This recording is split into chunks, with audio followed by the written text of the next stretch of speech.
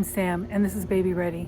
And I couldn't resist coming outside today. It's the end of February in Canada, and it has been actually a pretty mild winter, but the last few weeks have meant we've got a lot of snow, and today it's sunny, and for the end of February it's pretty warm, and I thought I'd come out and at least do the introduction out here.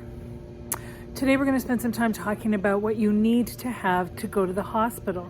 If you're birthing outside of your home, in a hospital or a birthing center, you'll need to make sure that you remember to pack, not just for yourself, but for your baby and for your partner. So today we're going to spend some time talking about packing for you, your baby, and your partner. And the partner packing is really important as well. Very few people give it much time or energy, but it's so important. So I'm going to come back to that. I'm going to talk about that. You don't need a ton of stuff. You don't need to feel like you're moving in, but you're going to want to make sure that you feel comfortable while you're there. We're also going to talk about packing a birth plan. I'm going to tell you right off the bat, I don't really like calling them a birth plan. The word plan sort of suggests that things are written in stone, things are carved in stone, and they have to happen. I'd rather you call it a birth wish list.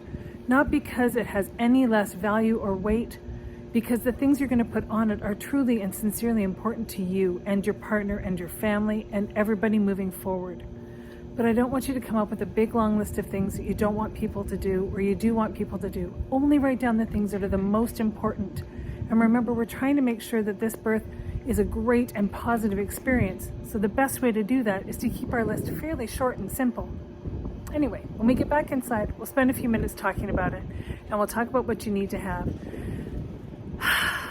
But when you have the opportunity to get out in the sunshine and soak up some vitamin D in its natural form, you absolutely need to take advantage of those opportunities. Hi there, welcome back. It's a little warmer in here, but not quite as sunny. It was nice outside. So I wanted to get back to talking about what you need to pack in order to go somewhere outside of your home to have your baby.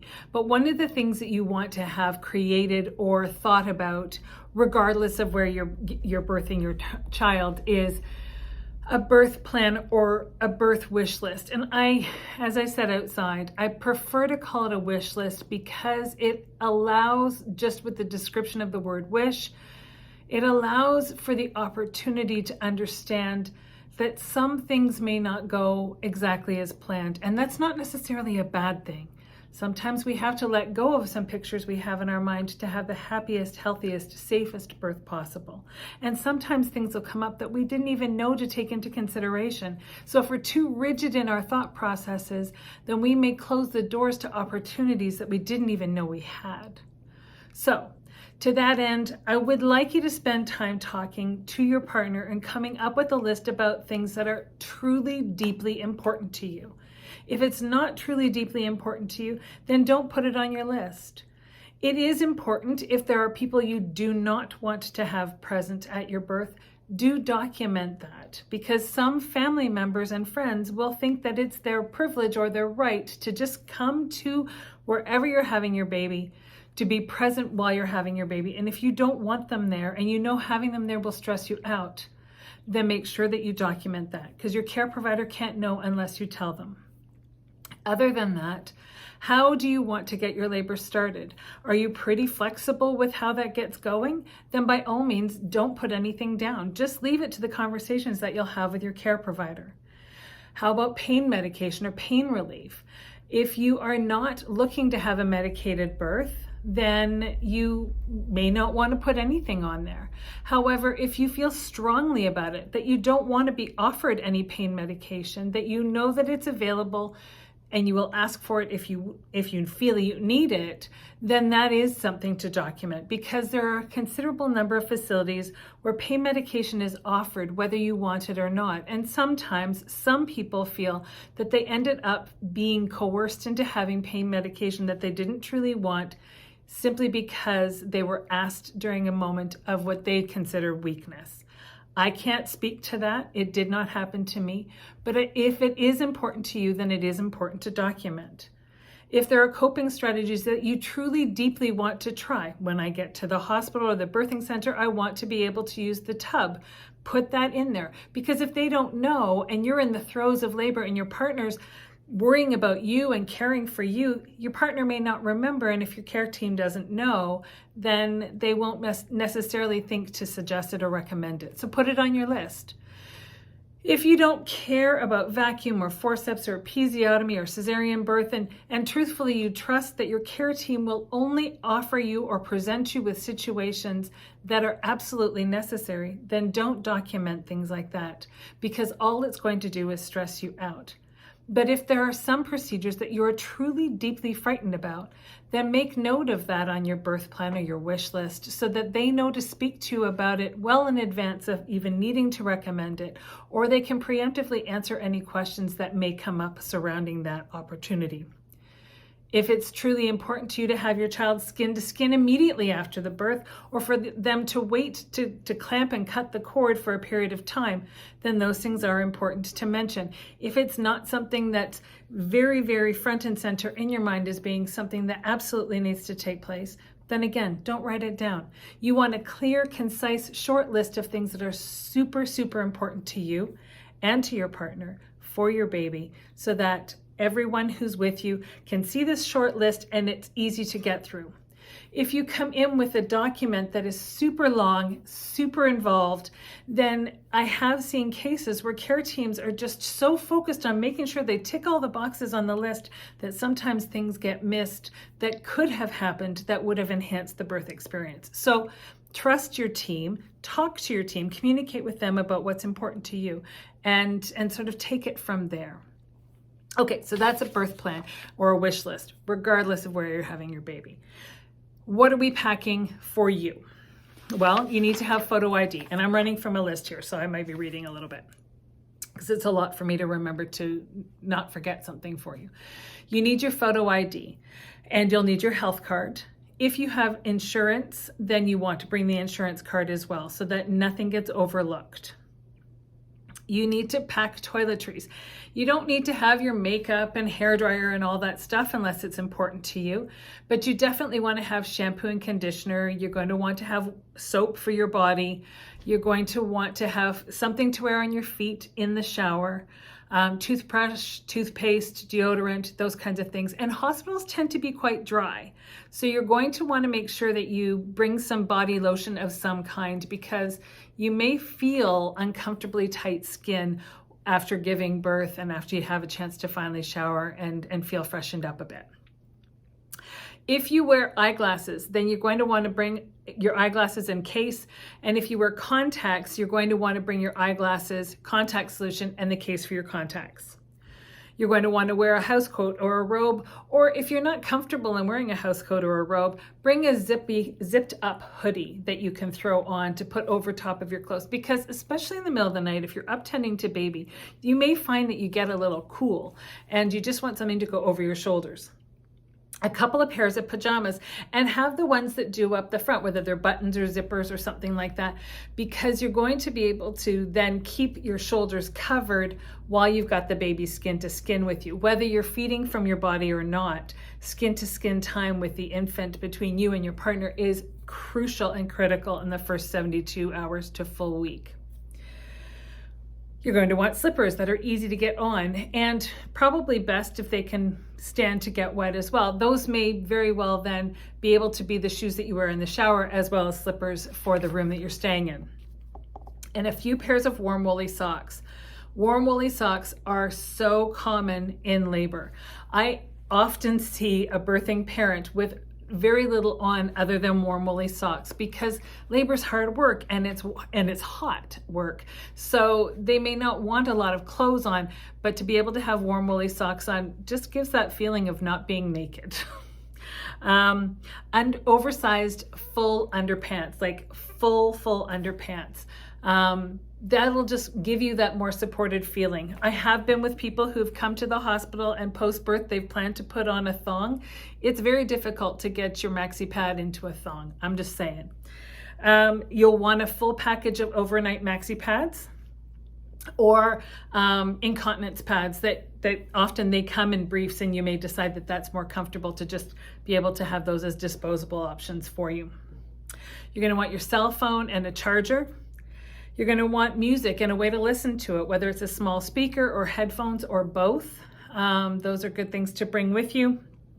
You're going to want to have clothes to come home in. When you come home from the hospital or birthing center, you are still going to look about 6 months pregnant.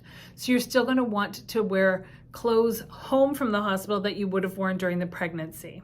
And that's going to take some time for that weight to go and that belly to shrink down. So give yourself permission to still look a little bit pregnant when you're leaving to go home with your baby. You're going to want to have something to read or to watch. And part of that is because sometimes after baby's born, even if baby's not needing to be fed and baby's not awake, we're just surging on adrenaline and we're high from all that's transpired. And so having something to read or to watch can help just calm and settle ourselves down and our brains down a bit. You're going to want to have a bra that's easy to get on and off and one that fits well and comfortably. A pillow from home sounds like a silly thing to bring with you, but so often it is difficult to find an extra pillow when you're in the hospital or birthing center because they're all spoken for. So bring one from home that's in a patterned pillowcase so you know that it's yours and no one from the hospital is going to walk out the room with it, and have that one. It smells familiar, it feels familiar. It's a nice one to snuggle into when you're trying to be able to settle your brain down to go to sleep. Any prescription medication, at least have a documented list of the medication that you need to take on a regular basis so that if you aren't bringing it with you, then they at least have access to knowing for sure what it is that they need to be providing to you. Generally speaking, other than that, anything else that you bring is simply a nice to have item, and it's not a lot of things that you need. We often overlook the partner in terms of needing to make sure that things are packed for them because we're so focused on making sure that we've got all of the necessities for the birthing parent, for the labor and for the recovery period, and we need to have items for the baby, that we forget or overlook the items for the birthing partner that we'll need to bring with us. So that list isn't super long, but do remember as partners that you need to remember to eat and stay hydrated and evacuate your bladder and bowels as you need to. Because if you constantly stay with the birthing parent throughout the process, they're going to notice that you haven't eaten anything, you haven't had anything to drink, you haven't gone to the bathroom for a while. So they're going to start to worry about you, and that's going to take away from their ability to be able to focus and concentrate and stay present with the labor that's unfolding. So simple things. When you need to go to the washroom, excuse yourself. Just make sure there's someone else that can stay with the birthing parent while you slip away and go to the washroom. Have a snack. Just make sure that they're not snacks that are really smelly. I know that when I was laboring with my first, I had packed my partner peanut butter sandwiches because we were still allowed to take peanut butter to hospital in those days. And I didn't think about the fact that while I was in labor, my sense of smell that had become so much more heightened during pregnancy was going to go off the charts during labor. And at one point, my partner went to take a bite of the sandwich and I threatened their life, I think, because the idea of the smell of peanut butter in the birthing room was not something that was settling well with me. In any case, some snacks, granola bars, fruit, things like that, things that'll keep and can sit for a period of time, don't necessarily need to be refrigerated, but they provide you with some sustenance when you need it. Packing water or water bottles or just a refillable container so that you can constantly have something to drink if you need to. Often when I'm going to a birth to provide labor support and I know I'm a coffee drinker, I'll bring some Starbucks instant packages of coffee, and then I can just get boiled water if I need to. And at 3 a.m, even if there isn't a coffee facility open, I've got access to coffee if I need it. So little things like that, tea bags and coffee can go a long way. You're going to want to have your toiletries as well. You're going to want your toothbrush, your deodorant, your toothpaste, hairbrush, that kind of thing, because you may be there for a while and you may just feel like you need to freshen up a little bit. A change of clothes. And people often laugh and say, well, what do I need a change of clothes for? Well, you'll get really warm at some points in labor and you'll get really cool at other parts of labor. So you're going to want to have layers. And if your partner's water breaks and ends up on your clothes, you want to be able to have something you can change into so that you're not freezing cold and wet. So just some thoughts like that. cell phone charger and cell phone for yourself, so that you're not using the one for the birthing parent, and that you both are able to have your phones fully charged. Prescription medications for you, something to read, something to watch, same kind of thing as for the birthing parent. And as far as baby goes, very little is needed for the baby. You need to have a car seat. The car seat needs to be installed, the base needs to be installed properly, and they will tell you, regardless of whether you're birthing in a hospital and then walking home, or you're taking a taxi home, or whether you're driving your own car home, you must come into the hospital or birthing center with the car seat so that they can see you have one. And that's across the board. Everywhere says you have to have that. You're going to need an outfit or two, definitely one to take the baby home in, but baby's probably mostly just going to be in diapers and receiving blankets while you're in the hospital. Not a lot of clothes needed while you're there. A full package of newborn diapers is important to have with you at the hospital, because you're going to change a lot of diapers in the first few days. They've got probably 72 hours worth of meconium, and that's going to come in installments through the first 3 days or so. And that's the thick, tarry fecal waste that babies evacuate. And so I usually suggest at that point putting on a little coconut oil or extra virgin olive oil on their bottoms after you've cleaned them and wiped them down after they've gone to the washroom, so that the meconium wipes off very quickly and easily. I'm generally a clean and dry kind of person. I don't recommend putting anything on your baby's bottom on a regular basis after a diaper change. Clean with clean water, put a fresh diaper on, change when they need to. But if you're constantly using barrier ointments and creams, then it creates an environment where it's more likely that baby will develop a diaper rash, and that they're less likely to be able to fight it with whatever types of creams that you have and that you're using. If your baby develops a diaper rash, the best gift you can give them is just time without a diaper. Use a little olive oil when you put a diaper back on, but give them lots of time without a diaper, and that is usually the easiest way to help clear up a diaper rash. Anyway, you're going to need the diapers.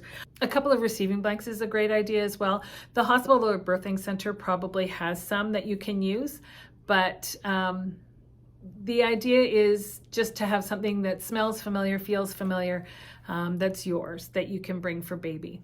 So not a lot. You need diapers, clothes, car seat, receiving blankets for baby, and that's basically it. Probably an emery board or two in case you're there for a couple of days, because baby's nails are going to be very sharp even from the moment that they're born. But really precious few things for baby. A very small bag for partner, and really only a medium-sized bag for the birthing parent. And that's mostly because not only is there labor to go through, but there's also the postpartum or recovery period in a hospital or birthing center. So you want to make sure you have stuff for that. All right, any questions, any concerns, please don't hesitate to reach out. Please email me at babyreadylgbtq@gmail.com. Fill in this submission button on the website, www.babyready.info, or leave a comment here on the YouTube channel. I look forward to talking to you next time.